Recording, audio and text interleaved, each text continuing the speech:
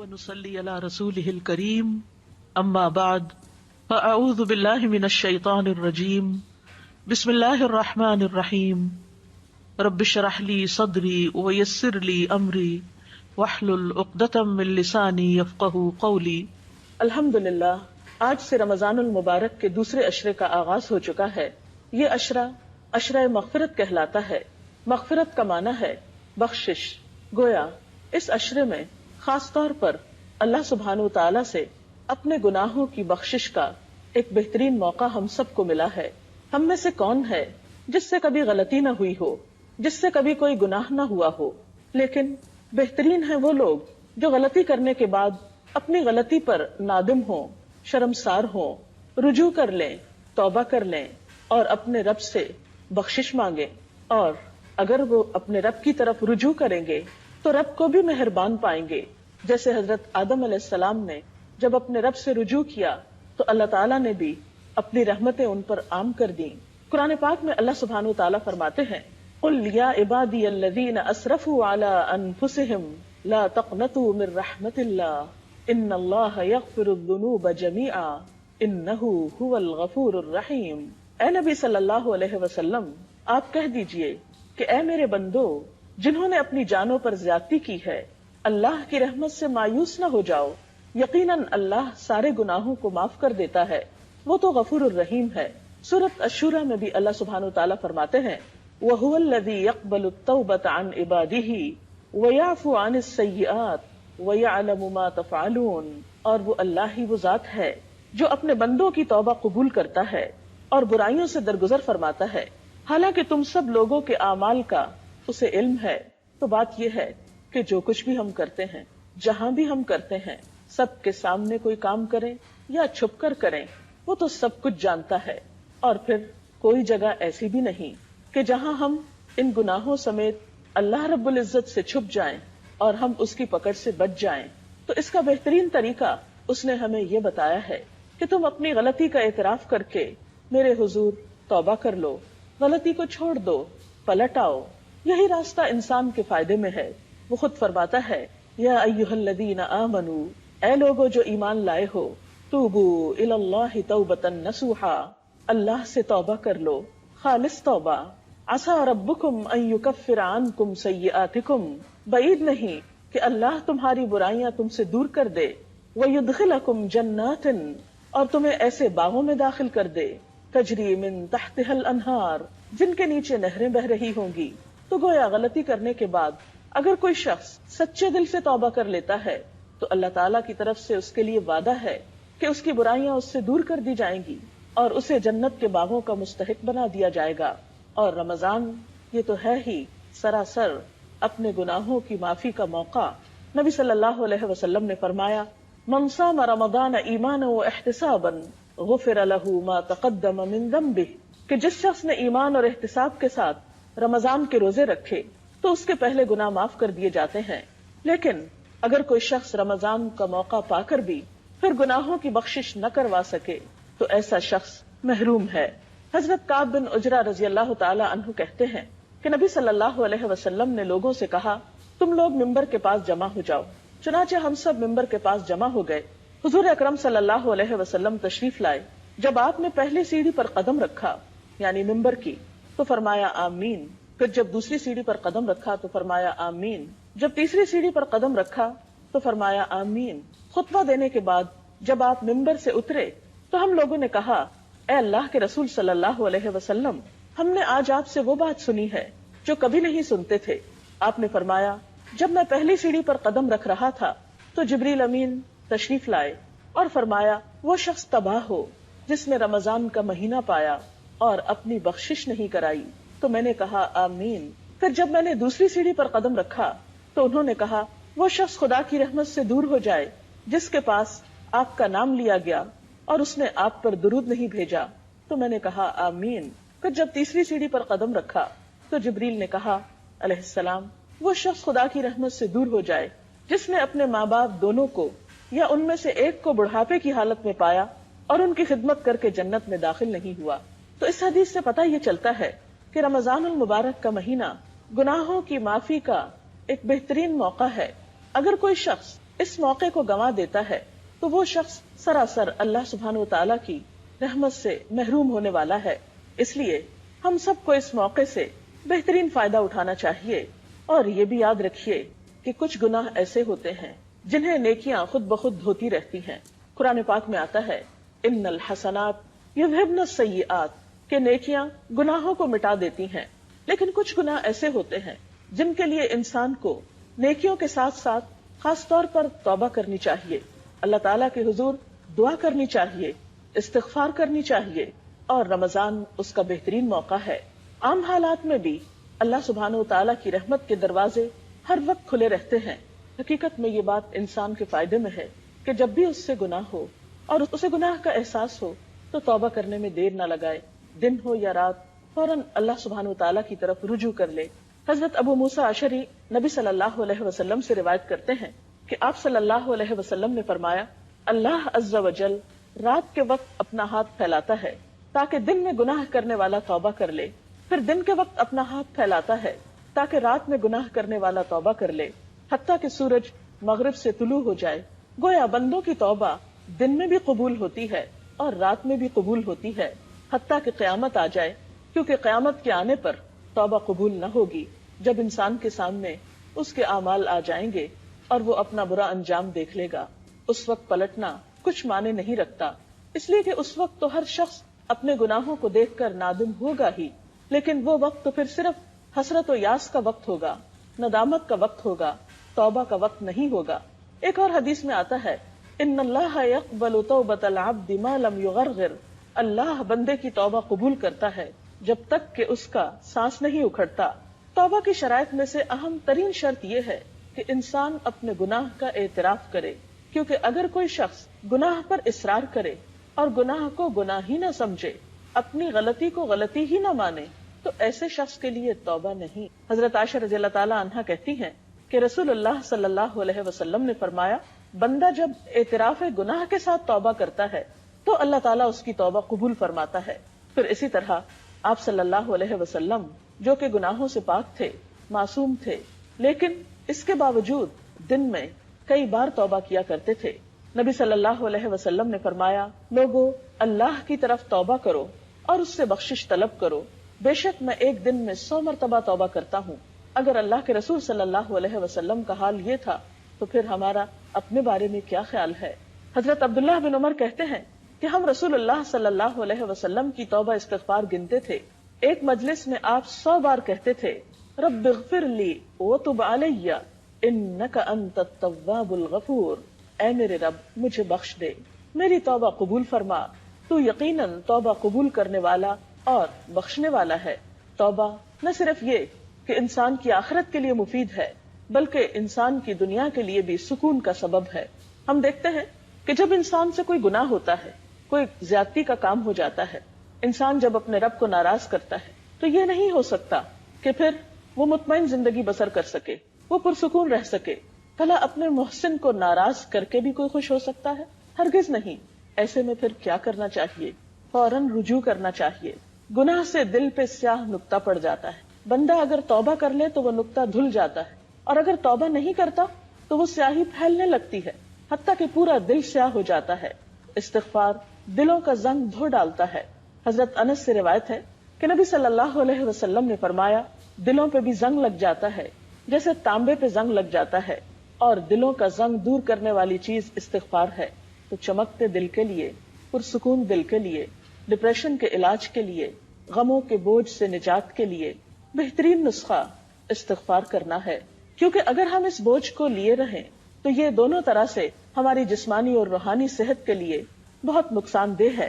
ایک شخص آپ صلی اللہ علیہ وسلم کی خدمت میں حاضر ہوا, کہنے لگا ہائے میرے گناہ, ہائے میرے گناہ, کیونکہ وہ شخص اپنے گناہوں کو محسوس کر رہا تھا. اور ایسے لمحات ہر انسان کی زندگی میں آتے ہیں جب اسے اپنے گناہوں کی شدت کا احساس ہوتا ہے, جب اس کے دل میں اپنی زیادتیوں اور اپنی کوتاہیوں پر ایک تڑپ اٹھتی ہے. ایسے میں اللہ سبحانہ وتعالی نے اس کے لیے رحمت کا دروازہ ہمیشہ کھلا رکھا ہے. یہی تو اس کی رحمت ہے. یہ الگ بات ہے کہ ہم اس سے فائدہ نہ اٹھائیں. تو آپ صلی اللہ علیہ وسلم نے اس شخص سے کہا کہ یوں کہو اللہم مغفرتک اوسع من ذنوبی ورحمتک ارجع عندی من عملی, یا اللہ میرے گناہوں کے مقابلے میں تیری مغفرت وسیع ہے اور میرے عمل کے مقابلے میں تیری رحمت کی زیادہ امید ہے. اس نے یہ دعا کی تو آپ نے فرمایا اس کو دہراؤ. اس نے دہرایا. آپ نے پھر فرمایا کہ اسے دہراؤ.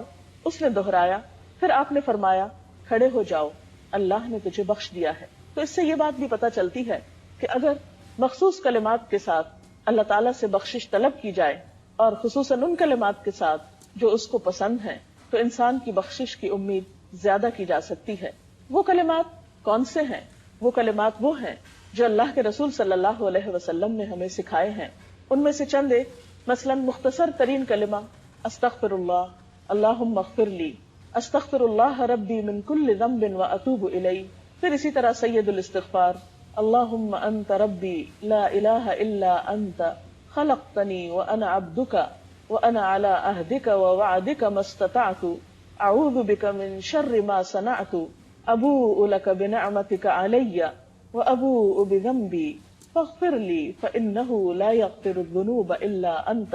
اس کا ترجمہ کچھ یوں ہے کہ اے اللہ تو ہی میرا رب ہے، تو نے مجھے پیدا کیا، تیرے سوا کوئی معبود نہیں، تو نے مجھے پیدا کیا ہے اور میں تیرا بندہ ہوں. میں اپنی استطاعت کے مطابق تجھ سے کیے ہوئے عہد اور وعدے پر قائم ہوں.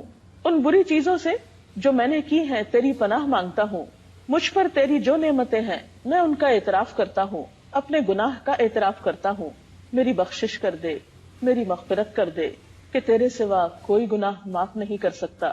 حضرت شداد بن اوس سے روایت ہے کہ آپ صلی اللہ علیہ وسلم نے فرمایا جو شخص صبح یا شام یہ دعا پڑھے گا، اگر وہ اسی دن میں مر جائے یا رات میں مر جائے تو وہ جنت میں داخل ہوگا. یہ کلمات کچھ زیادہ طویل بھی نہیں، تھوڑی سی کوشش سے انہیں زبانی یاد کیا جا سکتا ہے، اور اگر زبانی یاد نہ ہو سکے تو دیکھ کر بھی پڑھ سکتے ہیں. لیکن یہ یاد رکھیے کہ محض چند عبارتوں کے دہرانے سے بخشش نہیں ہوتی جب تک ہمارا دل اس میں شریک نہیں ہوتا، ہماری نیت اور ارادہ بخشش کا جب تک نہیں ہوتا. تو اس لیے اگر ہم واقعی چاہتے ہیں کہ ہم گناہوں کے بوجھ سے آزاد ہو جائیں اور ہم اللہ رب العزت کے قریب ہو جائیں، ہم اس کے نیک بندوں میں شامل ہو جائیں، اس کی جنت اور اس کی رحمت میں ہمیں پناہ ملے، تو اس کے لیے ضروری ہے کہ سب سے پہلے ہم اپنے گناہوں پر شرمندہ ہوں، پھر عہد کریں کہ آئندہ ہم یہ غلطی نہیں کریں گے، اور اس کے بعد اس سے بخشش کی دعا کریں. تو امید ہے کہ اللہ رب العزت ضرور بخش دیں گے. استغفار کے یہ کلمات آپ دن میں، رات میں، کسی بھی وقت پڑھ سکتے ہیں، لیکن خصوصاً اگر قبولیت کے اوقات میں پڑھے جائیں تو زیادہ مؤثر ہیں. مثلاً سحری کے وقت، افطار کے وقت، نمازوں کے بعد، اور اس کے علاوہ چلتے پھرتے بھی، کیونکہ استغفار نہ صرف گناہوں کی بخشش کا ذریعہ ہے بلکہ ہر غم اور ہر دکھ سے آزادی کا نسخہ بھی ہے. حدیث پاک میں آتا ہے من لزم الاستغفار جعل اللہ له من كل هم فرجا، کہ جو شخص استغفار پابندی سے پڑھے گا اللہ تعالیٰ اس کے لیے ہر فکر سے، ہر غم سے نجات کا راستہ پیدا کر دے گا، اور اس کے لیے ہر تنگی سے نکلنے کا کوئی دروازہ کھول دے گا، اور اس کو وہاں سے رزق عطا کرے گا جہاں سے وہ سوچ بھی نہ سکتا ہوگا. اللہ تعالیٰ سے دعا ہے کہ وہ ہمیں توبہ اور استغفار کی توفیق عطا کرے. ہم سب کو کس نے پیدا کیا؟ یقین ہے زمین آسمان کو کس نے پیدا کیا؟ اللہ سبحانہ و تعالیٰ نے. ہم سب کون ہیں؟ مسلمان. مسلمان کس کس چیز پر ایمان رکھتا ہے؟ آمنت باللہ، پڑھیے ذرا، آمنت باللہ و ملائکتہ و کتبہ و رسلہ والیوم الآخر والقدر خیرہ و شرہ والبعث بعد الموت. کس کس کو یہ آتا ہے؟ سب کو نہیں آتا. اس کو یاد کر لیں. اس کو کیا کہتے ہیں؟ ایمان مفصل، یعنی ایمان کا تفصیلی ذکر جس پر ہم سب کو ایمان رکھنا ضروری ہے. اس میں سب سے پہلے کس پر ایمان ہے؟ اللہ سبحانہ و تعالیٰ پر، کہ ہم اللہ کو اپنا خالق، مالک، اپنا رب مانتے ہیں. اسی نے ہمیں پیدا کیا ہے اور اسی کی طرف ہم نے واپس جانا ہے. اللہ خالقنا و خالق کل شیء، اللہ ہی ہمارا خالق بھی ہے اور ہر چیز کا خالق. جو کچھ زمین آسمان میں ہمیں نظر آتا اور جو نہیں آتا وہ سب کا سب اسی کا پیدا کرتا ہے. پھر یہ ہے کہ ہمیں مرنے کے بعد اسی کی طرف لوٹ کر جانا ہے. لیکن پیدا کرنے کے بعد اللہ سبحانہ تعالیٰ نے ہمیں اس زمین پر بہت ساری نعمتیں دے کر پیدا کیا، اور بہت کچھ ہمارے لیے زمین سے اگایا، آسمان سے اتارا، اور ہمیں طرح طرح کی نعمتیں عطا کی. اتنی نعمتیں اللہ تعالیٰ فرماتے ہیں وَمَا بِكُم مِّن نِّعْمَةٍ فَمِنَ اللَّهِ، تمہارے پاس کوئی بھی جو نعمت ہے وہ اللہ کی طرف سے ہے، اللہ سبحانہ تعالیٰ کی طرف سے. اور پھر ان نعمتوں میں ایک بہت بڑی نعمت ہدایت کی نعمت ہے، جس کے لیے اللہ تعالیٰ نے ہر دور میں پیغمبر بھیجے اور ان کے پاس اپنی ہدایت بھیجی، اپنی کتابیں بھیجی، اور ان کتابوں کو انہوں نے لوگوں کو پڑھ کے سنایا، اللہ تعالیٰ کی ہدایات ان تک پہنچائی. اللہ کا لاکھ لاکھ شکر ہے کہ ہم مسلمان ہیں اور ہمارے پاس اللہ سبحانہ تعالیٰ کی ہدایت بہت اچھی شکل میں، محفوظ شکل میں موجود ہے. اسی طرح اللہ سبحانہ تعالیٰ نے ہمارے لیے ایک دن مقرر کیا جس میں سب کا رزلٹ اناؤنس ہوگا. کس چیز کا نتیجہ سامنے آئے گا؟ کہ ہم اس دنیا میں کیا کرتے رہے ہیں. ہم ہر روز جو کچھ بھی کرتے ہیں وہ سب کچھ لکھا جا رہا ہے. فرشتے لکھتے ہیں اس کو دائیں اور بائیں. وَإِنَّ عَلَيْكُمْ لَحَافِظِينَ كِرَامًا كَاتِبِينَ، کہ تم پر نگرانی کرنے والے موجود ہیں جو معزز فرشتے ہیں، لکھتے ہیں. ہر روز ہم اگر ایک لفظ بھی کوئی بولتے ہیں تو وہ بھی وہ نہیں چھوڑتے. کیا آپ کو یاد ہے صبح سے اب تک آپ نے کتنی باتیں کر لی اور کس کس ٹاپک پہ کر لی اور کس کس سے کی، بول کر کی یا لکھ کر کی؟ کیونکہ آج کل ہم بہت سی باتیں لکھ کر کرتے ہیں. کہاں جی کہاں لکھتے ہیں؟ ٹائپ کرتے ہیں. کہاں ٹائپ کرتے ہیں؟ موبائل پر ٹیکسٹ میسجنگ. اب آپ دیکھیے کہ جو کچھ ہم کر رہے ہیں، اگر ہم ایک ڈاٹ بھی ڈالتے ہیں نا، ایک نقطہ بھی لکھتے ہیں، وہ بھی فرشتے لکھ لیتے ہیں. اچھا کرتے ہیں تو دائیں طرف والے لکھتے ہیں، برا کرتے ہیں تو بائیں طرف والے. یہ بات ہمیں بچپن سے ہی بتا دی گئی، لیکن ہم اس پر پوری طرح یقین نہیں رکھتے، اسی لیے بات کرتے وقت سوچتے نہیں ہیں. اگر ہمیں یہ پتا ہو کہ یہ سب کچھ لکھا جا رہا ہے اور یہ سب کچھ تولا جائے گا، یہ سب کچھ گنا جائے گا اور اس پر انعام یا سزا دی جائے گی، تو ہم بہت سوچ سمجھ کے ہر کام کریں. اور پھر اس کے ساتھ ساتھ اپنی نیت بھی بہت اچھی رکھیں اور ہر وقت ہم اس بات کے حریص رہیں کہ ہمیں اچھی باتیں پتہ چلتی رہیں. میں دیکھ رہی ہوں کہ الحمدللہ آپ سب میں بہت شوق ہے، اسی وجہ سے آج آپ یہاں پر اکٹھے ہیں. اسی وجہ سے میں بھی آپ کے پاس آئی ہوں کہ ہم سب مل بیٹھ کر نیکی کرنے کے کچھ طریقے اور سنیں اور ان کو اچھی طرح یاد رکھیں، ان کو تازہ کریں، اور پھر یہاں سے نکلنے کے بعد ہم نیکیوں میں دوڑ لگا دیں. کیونکہ ہمارا یہ یقین ہے کہ جو کچھ ہم کر رہے ہیں وہ سب ہمارے سامنے آنے والا ہے، اور اچھا کریں گے تو ہی اچھا سامنے آئے گا. مثال کے طور پر آپ دیکھ رہے ہیں اس گلاس کے اندر ایک چیز ہے، کچھ پتا ہے کیا ہے؟ نظر آ رہا ہے کیا ہے؟ پانی ہے نا. یہ اس میں کیسے آ گیا؟ اس میں کیسے پہنچ گیا؟ کیونکہ اس میں پانی ڈالا گیا. اگر اس میں پانی نہ ڈالا جاتا اور مٹی کا تیل ڈال دیا جاتا تو پھر اس گلاس میں کیا ہوتا؟ مٹی کا تیل ہوتا. ایسا ہی ہے نا. اب اگر ہم اس کو پیئیں تو مزے لے کے پی سکتے ہیں، خاص طور پہ جس کو پیاس لگی. اور اگر اس میں مٹی کا تیل ہو تو کیسے پیا جائے گا؟ نہیں پیا جائے گا نا. کتنا مشکل ہوگا. چاہے کتنی بھی پیاس لگی ہو، کیا خیال ہے؟ بہت شدید پیاس لگی ہو اور مٹی کے تیل کا گلاس بھرا ہوا ہو تو ہم کہیں کہ اس کو ہم پی لیں تو ہم نہیں پی سکتے. اب اسی طرح ہم اپنے نامہ اعمال میں جو ڈال رہے ہیں نا وہی کل نکلنا ہے. اگر اس میں ہم صاف ستھرا میٹھا ٹھنڈا پانی ڈال رہے ہیں تو کل قیامت کے دن وہی ہمارے سامنے آئے گا. اور اگر ہم اپنے نامہ اعمال میں غلط باتیں ڈال رہے ہیں، جھوٹ ہے، غیبت ہے، چغلی ہے، تانا ہے، دوسروں کا مذاق اڑانا ہے، دوسروں کے ساتھ زیادتی کی بات ہے، جو کچھ ہم کریں گے وہ سارے کا سارا اس میں پڑ جائے گا. تو پھر کیا ہوگا؟ کیا اس وقت ہمارے پاس موقع ہوگا کہ ہم وہاں تیل کی جگہ پانی ڈال لیں، اس کو تبدیل کر لیں؟ کوئی بھی تبدیل نہیں کر سکے گا. ہاں دنیا میں ایک موقع ہے تبدیل کرنے کا، اور وہ ہے توبہ استغفار. تو اس لیے بہت ضروری ہے کہ ہمارے پاس اچھا علم ہو، نیکی کی باتیں ہمیں پتا ہوں، نیکی کے کام کرنے کے طریقے ہمیں پتا ہوں، اور ہم اپنے نامہ اعمال کو اچھی چیزوں کے ساتھ بھرتے جائیں. کیونکہ ہم ایک سفر پر ہیں اور کل کو جب یہ سفر ختم ہوگا تو وہاں ہمیں جو کچھ ہم نے ساتھ رکھا ہوگا وہی کھانے پینے کو اور ہمارے استعمال کرنے کو دے دیا جائے گا کہ یہ تم نے بک کرایا تھا، یہ جمع کرایا تھا، یہ ہے تمہارا. جیسے آپ سفر کرتے ہیں، مثلا جہاز پر جاتے ہیں تو آپ کیا کرتے ہیں کہ اپنا سامان بک کراتے ہیں، اس پر آپ کو ایک ٹکٹ سا دے دیتے ہیں کہ یہ آپ کا ٹیگ ہے، جب آپ اپنی جگہ پر اترے تو جا کے اپنا سامان لے لیں. ہر کوئی اپنے اپنے ٹیگ کے مطابق، اپنے اپنے نمبر کے مطابق اپنا اپنا باکس دیکھ کے اس میں سے اس کو لے لیتا ہے. ہزاروں لوگوں کا سامان پڑا ہوتا ہے، لیکن آپ کون سا بیگ اٹھاتے ہیں جو آپ کا اپنا ہے؟ کیا ایسا ہوتا ہے کہ اگر کسی اور کا بیگ بہت خوبصورت اور آپ کے مجھے تو یہ پسند آ گیا، کیا خیال ہے یہ لے لیتی ہوں میں، اور وہ میرا لے لے گا؟ کیا ایسا تبدیلی کر سکتے؟ نہیں کر سکتے.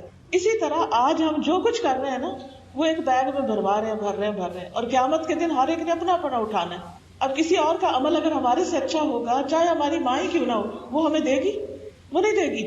اب ہر ایک اپنے اپنے عمل کے ساتھ ہوگا، ہر ایک نے وہی لینا ہے جو اس نے یہاں سے کر کے بھیجا ہوا ہے. اس لیے بہت ضروری ہے کہ ہم اس دنیا کے اندر اپنے وقت کو بہت سوچ سمجھ کے استعمال کریں اور پوری کوشش کے ساتھ، محنت کے ساتھ نیکی کے ہر موقع کو استعمال کریں. تو آج میں آپ کو نبی صلی اللہ علیہ وسلم کی ایک حدیث بتاتی ہوں جس سے انشاءاللہ آپ کے اندر نیک کام کرنے کا شوق پیدا ہوگا. کیونکہ جب شوق آ جاتا ہے نا کسی چیز کے کرنے کا، تو پھر انسان اسے آسانی سے کر لیتا ہے، مشکل بھی ہو تو کر لیتا ہے کیونکہ اس کا شوق ہے. آپ کو کس کام کا شوق ہے؟ کوئی کام بتائیں. کس کس کو پکانے کا شوق ہے؟ حیرت کی بات ہے، خواتین کی مجلس ہے، اتنی بے شمار بیٹھی ہوئی ہیں اور صرف چند ہاتھ کھڑے ہیں، باقیوں کو کوئی شوق نہیں پکانے کا. چلے ٹھیک ہے، اوکے. کیا پکانا آسان کام ہے؟ لیکن کیوں پکا لیتے ہیں آپ؟ اور پکانے میں بھی جس چیز کے پکانے کا شوق ہوتا ہے اس کو جان لگا کے پکاتے ہیں. اچھی سی چیز خریدیں گے، پھر اچھی سی کٹائی کریں گے اس کی، پھر اچھی طرح پورا دھیان رکھیں گے. یہ نہیں کہ رکھ کے چولہے پہ خود کہیں اور چلے جائیں. کس کس کو کپڑا سینے کا شوق ہے؟ ٹھیک ہے، کوئی آسان ہے کپڑے سینے؟ نہیں. لیکن جن کو شوق ہے ان کے لیے آسان ہے. مشکل بھی ہوتی ہے تو وہ شوق سے اپنا سیتے ہیں. اسی طرح آپ میں سے جس کو جس چیز کا شوق ہے وہ کام خواہ مشکل بھی ہو پھر بھی انسان مرتے پڑھتے کر لیتا ہے. تو کیا خیال ہے اگر ہمیں نیکیوں کا شوق لگ جائے تو پھر وہ ہمارے لیے مشکل نہ رہے. تو آئیے آج ہم نیکیوں کا شوق لگائیں. حدیث ہے بخاری اور مسلم کی. عن ابن عباس رضی اللہ عنہما عن رسول اللہ صلی اللہ علیہ وسلم فيما يرويه عن ربه تبارك وتعالى قال ان الله كتب الحسنات والسيئات ثم بين ذلك فمن هم بحسنة فلم يعملها كتبها الله عنده حسنة كاملة وإن هم بها فعملها كتبها الله عنده 10 حسنات إلى 700 ضعف إلى أضعاف كثيرة وإن هم بسيئة فلم يعملها كتبها الله عنده حسنة كاملة وإن هم بها فعملها كتبها الله سيئة واحدة. کس کس کو حدیث سمجھ آ گئی؟ ایک دو. کس کی بات سنائیے آپ کو؟ نبی صلی اللہ علیہ وسلم کی. تب آپ دیکھیں کہ ہم سب آپ کی امت ہیں، آپ کی امت، اور ہم سب کہتے ہیں ہم آپ سے محبت کرتے ہیں اور ہمیں آپ کی بات ہی سمجھ نہیں آتی. تو جب آپ کی بات ہی سمجھ نہیں آئے گی تو پھر اس کے اوپر عمل کہاں سے ہوگا؟ ٹھیک ہے ترجمہ ہوگا، کوئی بتائے گا، وہ بھی صحیح ہے، لیکن خوش قسمت ہے وہ جو ترجموں کے بغیر ڈائریکٹ نبی صلی اللہ علیہ وسلم کی بات سمجھ لیں. کیا جس سے آپ کو محبت ہوتی ہے آپ چاہتے ہیں کہ اس سے آپ ڈائریکٹ بات کریں، یا کسی کو پیغام دے کے بھیج دیتے ہیں پھر وہ پیغام دے کے آپ کو بھیجتے ہیں، پھر کسی کو کہہ دیتے ہیں پھر وہ کہہ کے آپ؟ ایسے مزہ آتا ہے یا ڈائریکٹ بات کرنے سے آتا ہے؟ آپ ماشاءاللہ سب ذہین ہیں، سب بڑے روشن چہرے نظر آ رہے ہیں، آپ کے لیے تو کچھ مشکل نہیں. صرف ضرورت اس بات کی ہے کہ آپ علم حاصل کرنے میں محنت کریں.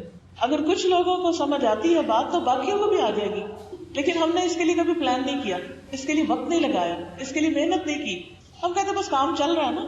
نہیں، جہاں محبت ہوتی ہے وہاں صرف کام چلائے نہیں جاتے، وہاں محنت اور کوشش کی جاتی ہے اور آگے بڑھا جاتا ہے. وہاں تکلیف اٹھا کے، مشکل اٹھا کے، دن رات لگا کے انسان کام کرتا ہے. اگر ہر روز آپ ایک ایک لفظ بھی سیکھنا شروع کر دیں گے نا، تو اگر اس حدیث کے اندر 100 لفظ ہے، مثلا 100 تو نہیں کم ہے، تو آپ 100 دنوں میں سیکھ جائیں گے.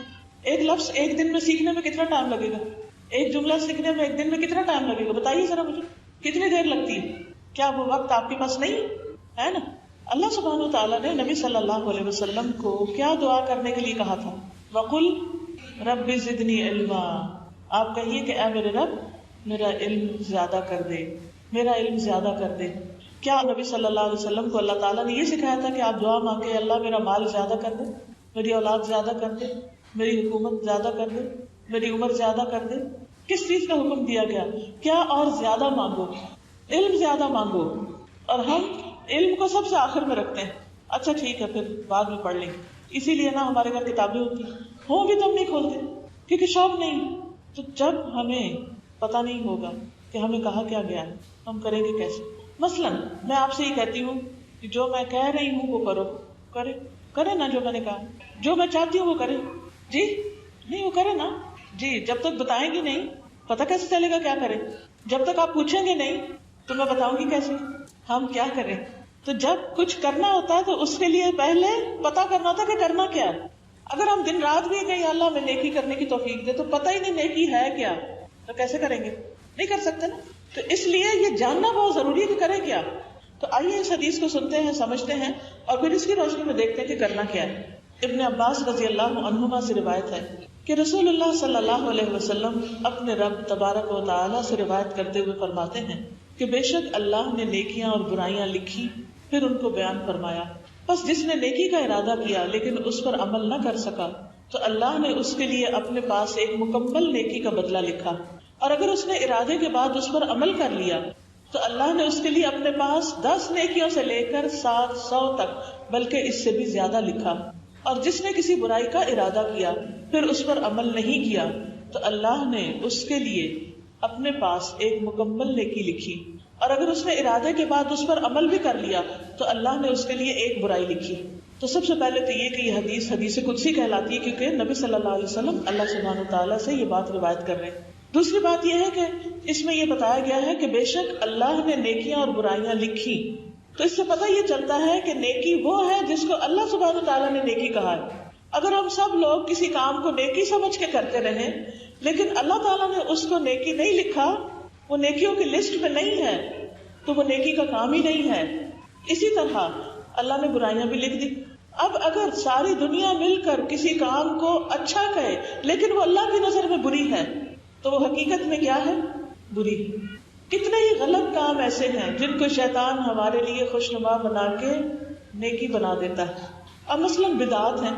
بدعت وہ کام جو نبی صلی اللہ علیہ وسلم نے، یہ صحابہ نے نہیں کیے، آپ کے زمانے میں نہیں ہوئے. آج کئی لوگ اس طرح کے کچھ کام شروع کر چکے ہیں جو نہ قرآن میں ان کا ذکر ملتا ہے، نہ حدیث میں ان کا ذکر ملتا ہے، نہ صحابہ نے ان کو کیا ہے، اور وہ ان کو نیکی سمجھ کے کرتے ہیں. مثلاً اگر کوئی فوت ہو جائے تو اس کے بعد بیٹھ کے اس کو قرآن پڑھ کے دیتے ہیں. قرآن مجید میں تو کہیں حکم نہیں آیا، نبی صلی اللہ علیہ وسلم نے بھی نہیں کیا، لیکن کتنا زیادہ عام ہے یہ کام. تو جب تک کوئی نیکی اللہ سبحانہ وتعالیٰ کی طرف سے نہ آئے اس وقت تک وہ نیکی نہیں ہوتی. اور اسی طرح جب تک کسی کام کو وہاں برا نہ کہا جائے اس وقت تک کوئی کام برا نہیں ہوتا. کیونکہ بعض اوقات آپ اچھا کام کر رہے ہوتے ہیں اور لوگ آپ کو کرٹیسائز کرتے ہیں، برا بھلا کہتے ہیں، تو اس پر آپ دل چھوڑ بیٹھتے ہیں کہ پتہ نہیں میں ٹھیک کر رہی ہوں کہ نہیں. تو کیا ہمیں لوگوں سے پوچھنا ہے کہ ہم ٹھیک کر رہے ہیں یا نہیں؟ کیا خیال ہے؟ کس سے پوچھنا چاہیے؟ اللہ تعالیٰ سے. کیسے پوچھیں گے؟ کوئی ٹیلی فون لائن ہے آپ کے پاس؟ قرآن مجید سے پتہ کریں گے، نبی صلی اللہ علیہ وسلم کی حدیث سے پتہ کریں گے، ان لوگوں سے پوچھیں گے جو قرآن و سنت کو جانتے ہیں کہ کیا یہ کام نیکی کا ہے یا نہیں. تو اللہ تعالیٰ نے نیکیاں اور برائیاں لکھ دی، پھر ان کو بیان فرمایا. کہاں؟ قرآن و سنت کے ذریعے. بس جس نے کسی نیکی کا ارادہ کیا لیکن اس پر عمل نہ کر سکا تو اللہ نے اس کے لیے اپنے پاس ایک مکمل نیکی کا بدلہ لکھا. کتنی خوبصورت بات ہے. آپ نے کسی اچھے کام کا ارادہ کیا لیکن آپ بیمار ہو گئے، یا آپ سفر پر چلے گئے، آپ نہیں کر سکے، یا آپ دنیا سے ہی چلے گئے. کیونکہ کئی دفعہ انسان کہتا ہے نا کہ اچھا اب میں یہ کام کروں گا، اب میں یہ بھی کروں گا، ایک مسجد بنواؤں گا، ایک مدرسہ بنواؤں گا، اتنے طالب علموں کو پڑھاؤں گا، اتنے نفل پڑھوں گا، اتنی صدقہ خیرات کروں گا. کئی کام انسان سوچتا ہے، لیکن بعض اوقات اس کے فوراً بعد انسان فوت بھی ہو جاتا ہے. اب چاہے اس نے نہیں کیا لیکن اس کی نیت اچھی تھی تو کیا ہوگا؟ نیکی لکھ دی جائے گی اس کے. یہ اللہ کی رحمت ہے، یہ اللہ تعالیٰ کا فضل ہے، یہ مہربانی ہے. کیا دنیا میں کوئی ایسی جاب ہو سکتی ہے کہ جس میں آپ کام نہ کریں اور آپ کو تنخواہ مل جائے؟ نہیں. یہ بندہ کہتا تھا میں آپ کے پاس کام کروں گا تو بیچارہ نہیں کر سکا تو چلو میں اس کی جاب لگا دیتا ہوں، میں اس کو تنخواہ دیتا رہتا ہوں. کتنے دفعہ ایسا ہوتا ہے کہ جب کوئی جاب پر فوت ہو جاتا ہے تو 1-2 مہینے یا کچھ کمپنیاں ذرا زیادہ بعد میں بیوی بچوں کو کچھ دیتی ہیں اور اس کے بعد ساری زندگی تھوڑی دیتی ہیں. اب آپ ذرا سوچئے کہ کس نیکی کا آپ نے ارادہ کیا ہوا، دل میں سوچیے. اگر ابھی تک نہیں سوچا تھا آج سوچ لیجیے کہ میں یہ نیکی کرنا چاہتی ہوں، میں یہ نیکی کروں گی. ہاں جی آپ بتائیے. قرآن مجید پڑھنے کا، تجوید سے یا ناظرہ یا ترجمہ یا کیا پڑھنے کا؟ انشاءاللہ. اور کوئی نیکی اس کے علاوہ، قرآن مجید کے علاوہ کوئی بات کرے؟ جی ان کا ارادہ ہے کہ لکھ کے پیغام کو آگے پہنچانا ہے. ٹھیک ہے، ان کا شوق ہے اور ان کا ارادہ ہے کہ یہ حدیثیں یاد کریں گی. باقیوں نے کچھ ارادہ نہیں کیا، وہ کچھ ٹھیک ہے جیسے زندگی گزرتی رہے. آپ بتائیں اسپیسیفک. مثلاً آپ اپنے ذہن میں سوچیں کہ میں اپنے پیسوں سے فلاں شخص کو، فلاں غریب بچے کو کپڑے لے کے دوں گی. مثلاً یہ ایک نیکی کا ارادہ ہے. ٹھیک ہے، اس طرح سوچتے ہیں. بڑی بڑی باتیں نہیں کرتے، بڑی باتیں تو ساری زندگی چلتی رہتی. کسی ایک نیکی کی بات ہو رہی ہے یہاں پر. آپ دیکھیے اس میں، آپ دیکھیے کہ فمن ہم بحسنۃ، جس نے ارادہ کیا ایک نیکی کا، ایک مثلا میں فلاں غریب خاندان کو راشن دوں گی، فلاں کو کھانا کھلاؤں گی، فلاں کی تعلیم کا خرچہ اٹھاؤں گی مثلا، یا آپ کے پاس پیسے نہیں تو آپ جسمانی طور پر کسی کی مدد یا خدمت کرنا چاہتے ہیں، اس کا کوئی ارادہ، ٹھیک ہے، تو نیکی کا جب ارادہ کر لیا، مثلا کوئی بیمار ہے آپ کے خاندان میں، کوئی رشتہ دار آپ کا بیمار ہے، تو آپ ارادہ کرتے ہیں کہ آج میں نے اس کا پتہ کرنے جانا ہے، آج میں جاؤں گی یا کل جاؤں گی انشاءاللہ. پھر کیا ہوتا ہے، اس سے پہلے آپ خود ہی بیمار پڑ جاتے ہیں، آپ جا ہی نہیں سکتے. ایسے ہو جاتا ہے نا، کئی دفعہ ارادے ٹوٹ جاتے ہیں. تو اب کیا ہوتا ہے کہ جب وہ ارادہ کر لیا آپ نے اور پکا اور سچا کر لیا اور آپ نہیں کر سکے، اللہ تعالیٰ اس پر بھی نیکی لکھ دیتا ہے. ہمیں پھر کیا کرنا چاہیے؟ نیک کام کرنے کے ارادے کرتے رہنا چاہیے. مثلا آپ کی امی اکیلی ہوتی اور آپ چاہتے ہیں کہ جا کر ان کو وزٹ کریں. آپ سوچتے اچھا میں اس اتوار کو نا اپنی امی کے پاس جاؤں گی مثلا، لیکن آپ کسی وجہ سے مجبوری سے نہیں جا سکتے، آپ کے بچے چھوٹے ہیں یا آپ بیمار ہیں یا کوئی وجہ ہے. تو کئی دفعہ ایسا ہوتا ہے نا کہ دل میں ایک حسرت رہتی، کاش میں یہ کام کر سکوں، کاش میں یہ بھی کر لیتی. تو اللہ تعالیٰ اس پر نیکی دے دیتے ہیں آپ کو. کچھ لوگ ہیں وہ سوچتے بھی نہیں، اگر انہیں کہا جائے تو وہ کہتے نہیں ہم نہیں کر سکتے، ہم سے نہیں ہونا، ہم کر ہی نہیں سکتے، ارادہ ہی نہیں کرتے. تو کیا کرنا چاہیے؟ نہ نہیں کرنی چاہیے، ارادہ کر لینا چاہیے. جب آپ ارادہ کر لیں گے، نیت کر لیں گے، آپ کے دل میں وہ سچا خیال آئے گا کہ میں انشاءاللہ کروں گی اس کو، تو پھر اگر کسی مجبوری سے نہیں کر سکیں گے تو اللہ تعالیٰ اس کو بھی آپ کے لیے لکھ دیں گے. اور اگر کوئی شخص اپنے ارادے پہ عمل کر لیتا ہے، وہ کام کر لیتا ہے، مثلا آپ نے سوچا کسی بیمار کی خبر گیری کرنے جانا ہے، عیادت کرنے جانا ہے، اور آپ وہاں پہنچ گئے، آپ اس کا حال پوچھ آئے، وہ آپ کو دیکھ کر خوش ہو گیا. جب مریض کے پاس جاتے تو خوش ہو جاتے نا، کہ ہم ستائیں نہ اس کو بہت باتیں کر کے، لیکن اس کا حال پوچھ کے اس کی خدمت کر کے آئے، وہ اس کی تکلیف میں کمی ہوتی ہے. تو اللہ نے اس کے لیے اپنے پاس 10 نیکیوں سے لے کر 700، بلکہ اس سے بھی زیادہ لکھا، 10 سے لے کر 700، اتنا زیادہ اجر. اور جس نے کسی برائی کا ارادہ کیا، مثلا کہ میں فلاں سے نہیں بولوں گی، بہت غصہ آیا آپ کو اور آپ کہتے میں نے اس سے بولنا نہیں، پھر بعد میں آپ کو اللہ کا ڈر لگ جاتا ہے کہ نہیں اللہ تعالیٰ ناراض ہوں گے، تو آپ ارادہ چھوڑ دیتے ہیں، اس پر عمل نہیں کیا، تو اللہ تعالیٰ نے اس کے لیے اپنے پاس ایک مکمل نیکی لکھ دی کہ اس نے ایک غلط کام کا ارادہ کیا تھا پر اللہ کے ڈر سے چھوڑ دیا، تو اس پر بھی انعام دیتے ہیں اللہ تعالیٰ.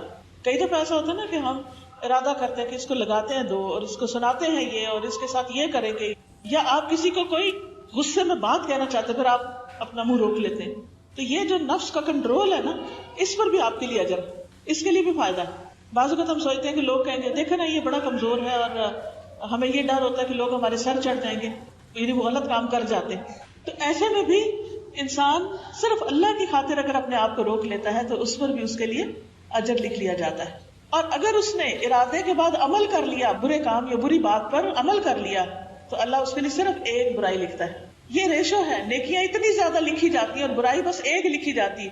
لیکن اگر انسان دن رات برائیاں کرتا رہے اور اعمال نامہ برائی بھرتا رہے تو قیامت کے دن پھر ظالم کون ہے؟ اپنے اوپر ظلم کس نے کیا کہ اپنے بیگ میں صرف برائیاں ہی ڈالی، اچھائیاں نہیں ڈالی؟ انسان خود ہی ہے. اللہ تعالیٰ کی رحمت تو بہت زیادہ ہے، لیکن ہم سیدھے راستے پر آنے سے کتراتے ہیں اور شیطان کی باتیں مانتے چلے جاتے ہیں.